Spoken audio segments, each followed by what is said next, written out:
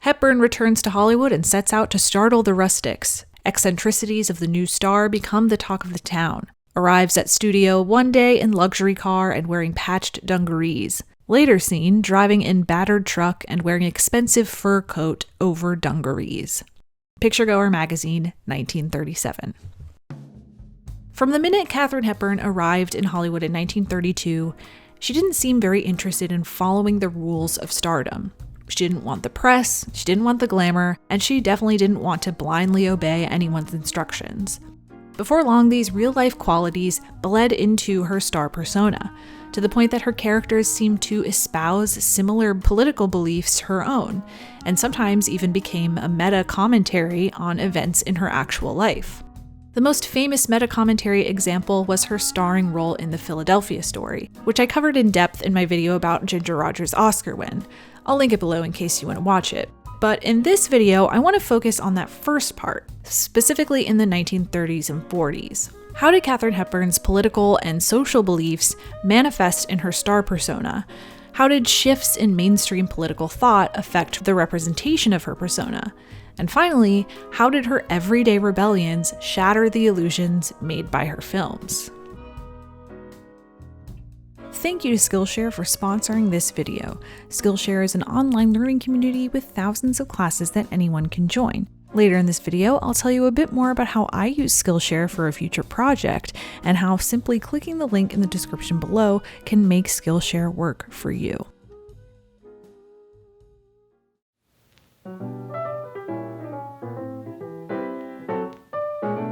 Let's rewind a little bit and get some context for the world in which Katharine Hepburn's movies were first released. The 1930s were an odd time for feminist thought. Some of you are probably thinking, well, sure, it was the 1930s. I mean, was there even feminist thought? Well, yes. Asterisk.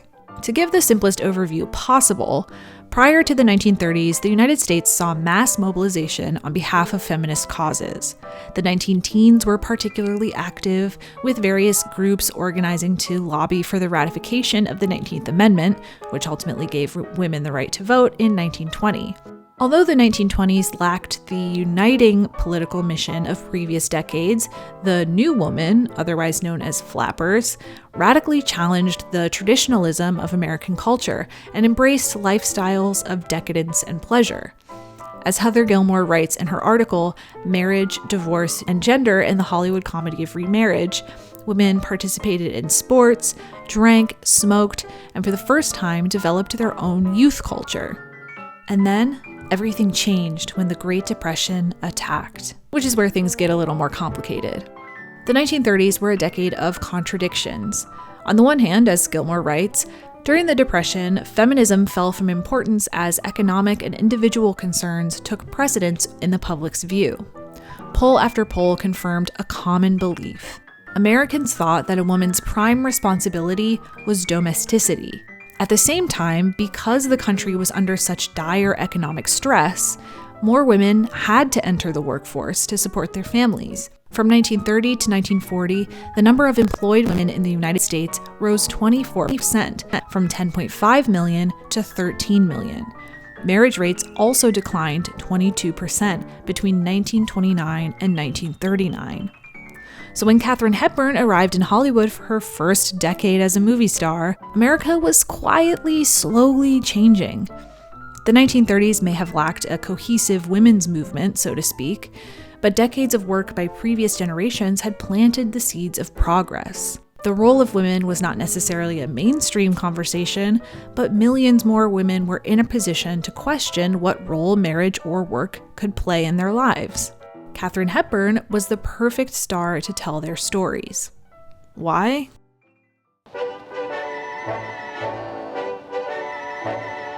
Turns out, Katharine Hepburn had a front row seat in some of the most significant feminist circles of the 19-teens and 20s. Her mother, Katharine Houghton Hepburn, or Kit, was a major figure in the suffragette and contraception movements, leading Connecticut toward votes for women and even co-founding the group that eventually became Planned Parenthood. An avowed leftist, she appeared in D.C. to testify before Congress and to lobby the president. She took Katharine to suffragette marches. And at home, famous figures like Margaret Sanger and Emmeline Pankhurst joined the Hepburns for dinner. Like her mother, Katharine attended college at Bryn Mawr, originally to become a doctor like her father, before returning to acting. The Hepburn children were encouraged to speak their minds, to form opinions, to enact change, and to engage with radical thought. This upbringing afforded Katharine a level of privilege that affected how she approached her career in Hollywood. She had the assurance that, should her career not work out, she could return to a safe and welcoming environment. She could feel more secure with her father helping her manage her finances, which he did until the day he died. And with a college education, she could feel more comfortable taking risks, more confident in negotiating the terms of her contract. In other words, she was naturally bold and independent, but more importantly, she had the means to be bold and independent. And boy, was she. In each aspect of her life, she moved with such self-assuredness that she appeared physically untethered by norms of femininity or stardom. Her own desires and tastes dictated everything from her hobbies, golf, tennis, avoiding the press, to her attire. Ah yes, the infamous pants. Now, obviously, it seems absurd that this would be anything worth noting, but we don't live in an era when women could be arrested for wearing pants in public because they were masquerading as men. The norms were slowly changing, thanks in no part to stars like Katharine, Greta Garbo, and Marlene Dietrich.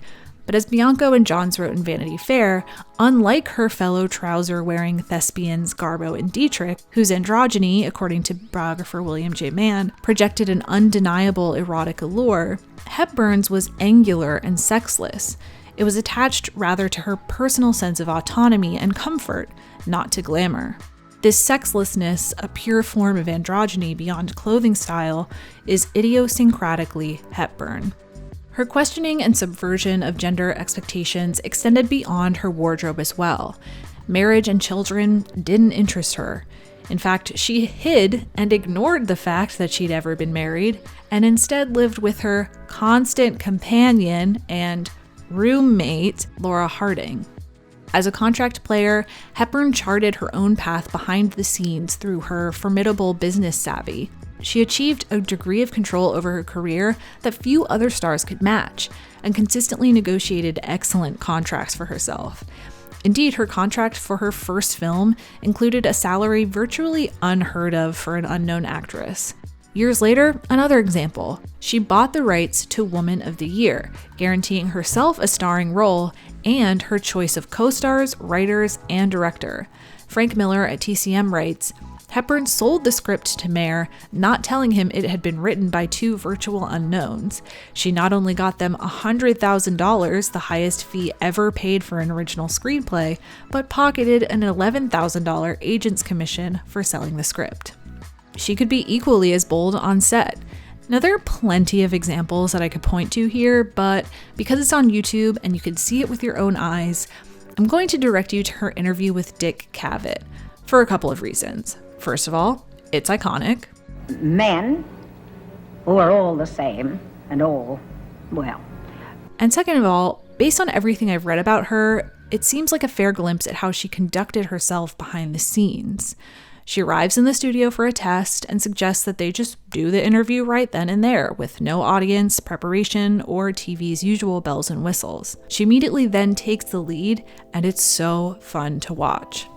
You know, this is, haven't you got something we can put our feet on? Yeah, nail it down. Like a butterfly. Nail it down. Whose idea was that? 2 minutes of this, and you understand why director Dorothy Arzner once said something along the lines of, "You have to remind Katharine Hepburn that she's not in charge." Politically, like her family, she leaned left. In 1934, as studios mobilized to defeat the Democratic candidate for governor of California, Upton Sinclair, more on that in my Mank video, Katharine was named as an example of actors who were being intimidated for their support of the candidate. In 1938, she urged the Women's Clubs of America to write their state censorship boards and insist on more liberal attitudes in film. Picking up on her mother's activism, she was very vocal about a woman's right to choose throughout her life, and continually attributed her professional success to her choice not to have children. There was a receiving line, and you said hello to the president. Yes. Do you remember what you said to him?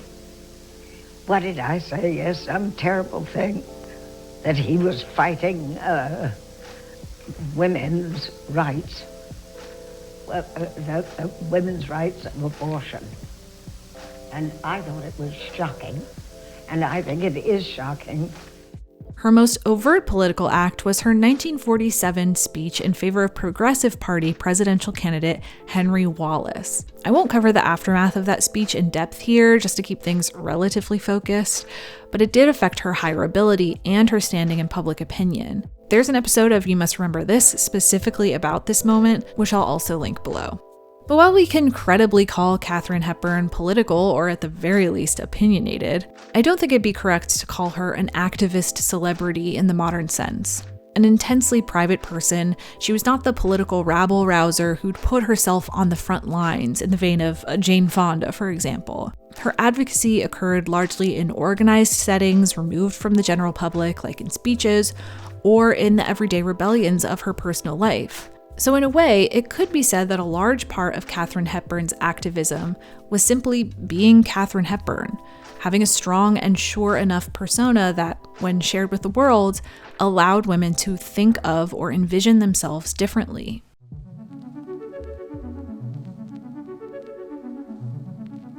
The 1930s were by no means Katharine Hepburn's most successful decade as an actress. After she shot to stardom in 1932's A Bill of Divorcement, her home studio, RKO, had trouble finding the right vehicles for her, stifling her vivacious energy in period pieces and pairing her with co-stars who she had zero chemistry with. That being said, we need to give credit where credit is due, because even if RKO gave her atrocious roles like Trigger Hicks in Spitfire, what in the world's come over you, Trigger? Ain't you got no sense at all? Go on in, I'll put you in bed beside him, you bow-legged granddaddy. Seriously, what is she even saying? The studio was able to pinpoint the parts of her personality that would make for a compelling star persona, and immediately incorporated those ideologies and traits into her characters. Her athleticism appeared on the golf course in Bringing Up Baby, in Joe's leaps and bounds in Little Women, in Babby rallying women to throw stones at soldiers in Little Minister. Her androgyny appeared in Sylvia Scarlett, who sheds her locks and disguises herself as a young boy named Sylvester to evade the police. Katharine's dismissal of the norms of stardom was interpreted as arrogance and entitlement by the press, and many of her film roles try to reckon with her audacity, either by apologizing for it or knocking her off her pedestal, as in Stage Door. But her films most often explored the status of being a woman, or the tension between a woman's ambitions and the expectation that she should have to marry or have children. Do some sleuthing on IMDb, and you might notice that the vast majority of Hepburn's filmography from this period was written by a woman, or is based off of a novel or a play written by a woman. Jo March is again a great example here. Jo yearns to write, act, even join the army, but feels the weight of her gender slowly bearing down on her. Cynthia Darrington from Hepburn's second film, Christopher Strong, is another great example. In Aviatrix, Cynthia begins the film racing the car down the highway, unconcerned with the conventional paths for women. I've always wanted to fly, and moreover, as my flights were usually alone, that may be the reason I've never met the man I might be in love with. A Woman Rebels reflected Katharine's progressive political views. She plays Pamela Thistlethwaite, an aristocratic woman who becomes a magazine editor and advocate for women's rights. Crucially, A Woman Rebels is a period piece.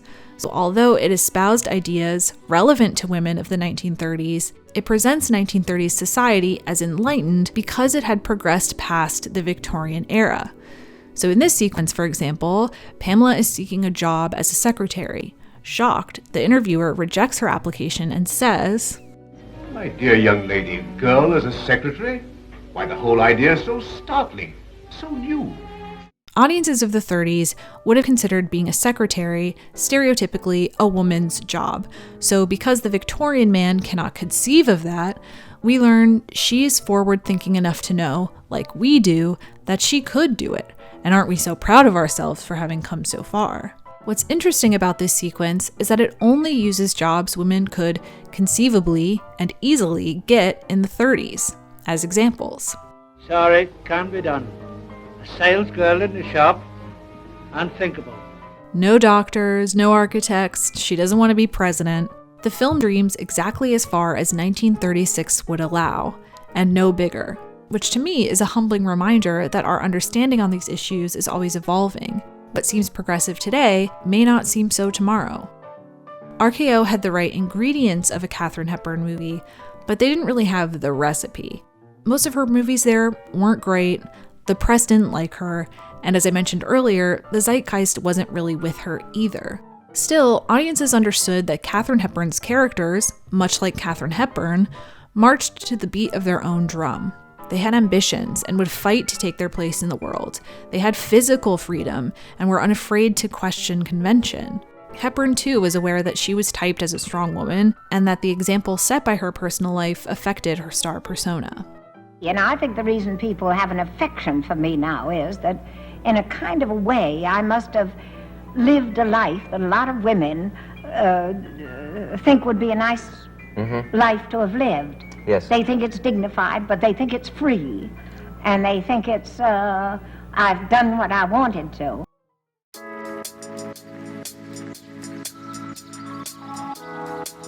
The United States' entrance into World War II brought issues of women's equality back into the national conversation.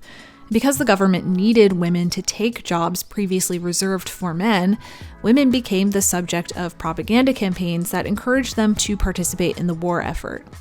Ruth Milkman writes, "Wartime conditions radically transformed the position of women in the workforce. Virtually overnight, the economic mobilization produced changes that advocates of gender equality both before and since have spent decades struggling for, and with much more modest results. The war year offered living proof that a more egalitarian gender system was viable, even in the context of advanced industrial capitalism." Guess who narrated a short film penned by Eleanor Roosevelt on this very subject? American women are alert to the dangers which threaten our democracy today. Women trained in science are testing and observing and working to discover new ways to meet this threat.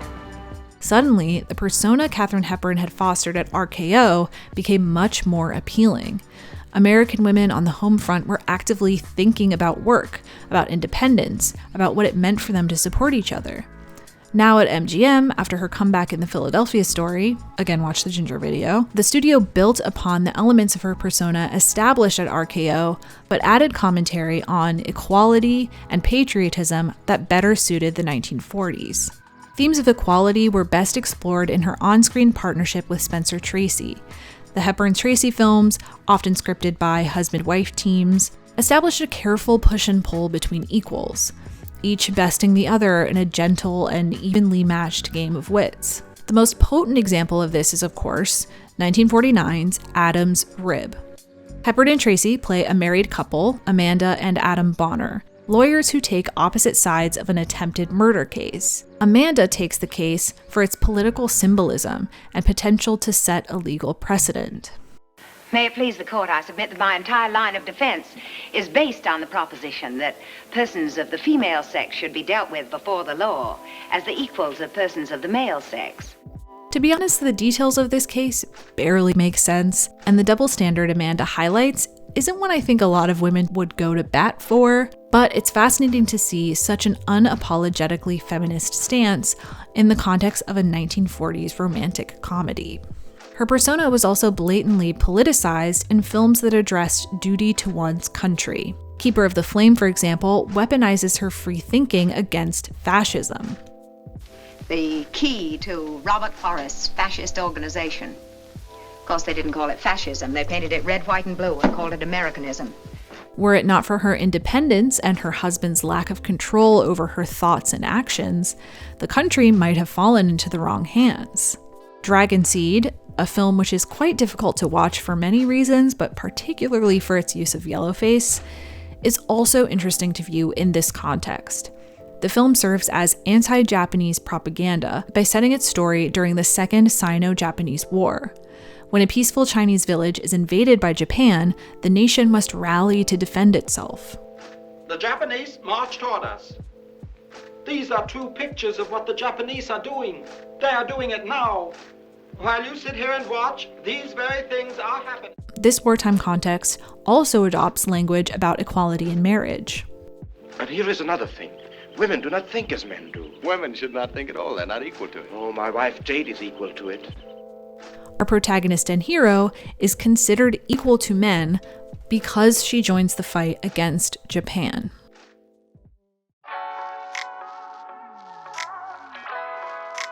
Katharine Hepburn, as forward-thinking and free as she was for a woman of the 1930s and 40s, was still a woman of the 1930s and 40s.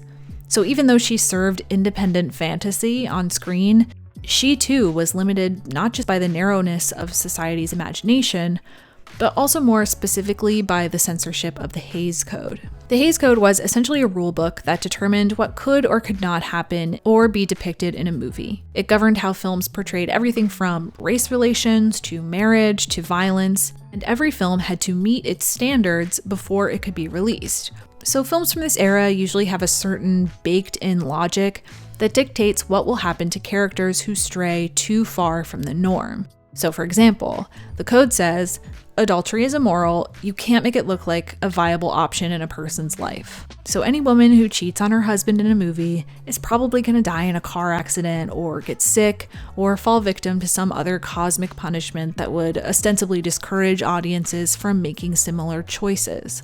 Katharine Hepburn's characters were subject to this logic too. Cynthia Darrington may be an admirable high-flying aviatrix, but because she has broken society's rules about adultery, she must commit suicide for the sake of the greater good. In Keeper of the Flame, she's a hero, but she has to die to become one. After all, causing your husband's death, even if he is plotting to turn the United States into a fascist dictatorship apparently, is not a crime the code could ignore. Again and again, her films end in ways that seem like attempts to cut her down to size. Even if she doesn't die, she's proved wrong or insufficient somehow. Perhaps the most famous example of this occurs in 1942's Woman of the Year. Tess Harding is, by many standards, one of the most remarkable female characters of the 1940s. She speaks multiple languages, she glides effortlessly through social situations, she's an influential journalist, she gives political speeches. I mean, hell, she's literally Woman of the Year. The film wrestles with her hypercompetence. How does a woman like that fall in love? How does she fit into the conventions of marriage? Toward the end of the film, Tess decides that she's going to be a good wife and make Sam, played by Spencer Tracy, some breakfast to prove it. Only she can't. She's hopelessly lost in the kitchen.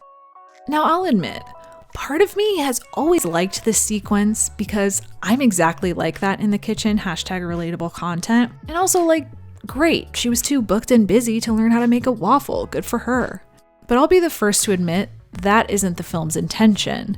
It's meant to humiliate her. She may be Woman of the Year, but how much of a woman is she really if she can't make her husband breakfast? Tess Harding, like many of Katharine's characters, was written to empower women, but not too much. Katharine herself acknowledged this in later days.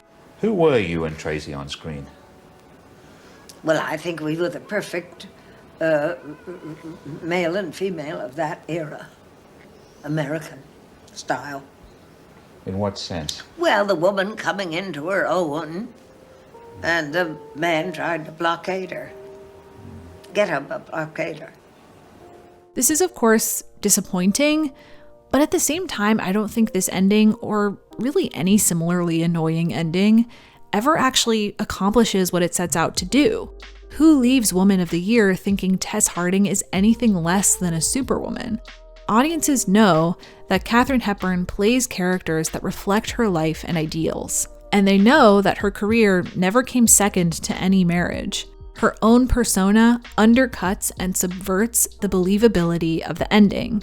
Janet Thuman points out this paradox in her paper on Hepburn's star persona. The happy endings are revealed by the insistent presence of Hepburn's own professional example for the fictions they are. The persona emphasizes the unreality of the happy ending. This is how the illusion is shattered. The code may have had control over what happened to Tess Harding, but it didn't have control over Katharine Hepburn, and every single audience member knew it. That conflation of the real Katharine and the screen Katharine makes her a stronger figure, a stronger star, one capable of defying and outshining the code's limitations. Katharine Hepburn's films can be really fun and sometimes empowering to watch, even now. This isn't to say that her films are some picture-perfect representation of 2021 feminism. They aren't exactly that complex, and there's barely a consideration of racial intersectional thought until Guess Who's Coming to Dinner in 1967. If you choose to watch them for the first time, there are probably parts that will make you cringe. But they offer an interesting glimpse into how feminist depictions have evolved over time, and how star narratives can inform and even subvert the text of a film. Katharine Hepburn was an extraordinarily successful actress, so while I don't cover the whole timeline of her career here, I hope I made you interested enough in learning more so we can talk about her down the road. Thank you for watching, and go watch a Katharine Hepburn movie.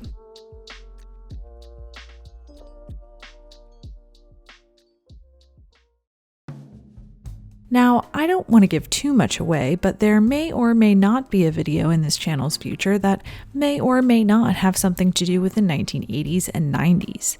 I've been thinking about what I might do to add a little visual interest to the video, and I thought, why not add some effects to jazz up the intertitles a little?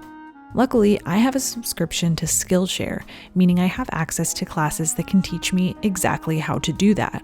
Right now, I'm taking Jake Bartlett's VHS look in After Effects. The instruction is super straightforward and the lessons are much more clever and interesting than anything I would have done on my own. Skillshare is an online learning community with thousands of classes covering dozens of creative and entrepreneurial skills. Premium membership gives you unlimited access, so you can join the classes and communities that are just right for you. Whether you want to fuel your creativity, curiosity, or even career, Skillshare is the perfect place to keep you learning and thriving, especially when in-person classes and workshops aren't available, but you still want to use your time productively. The good news is Skillshare is incredibly affordable. An annual subscription is less than $10 a month. Because Skillshare is sponsoring this video, the first 1,000 of my subscribers to click the link in the description will get 30% off an annual premium membership so you can explore your creativity. Even if you've already had a free trial of Skillshare, you can still take advantage of this offer to get a full year of unlimited learning and creative exploration. One click. Check it out, and tune in for my next video to see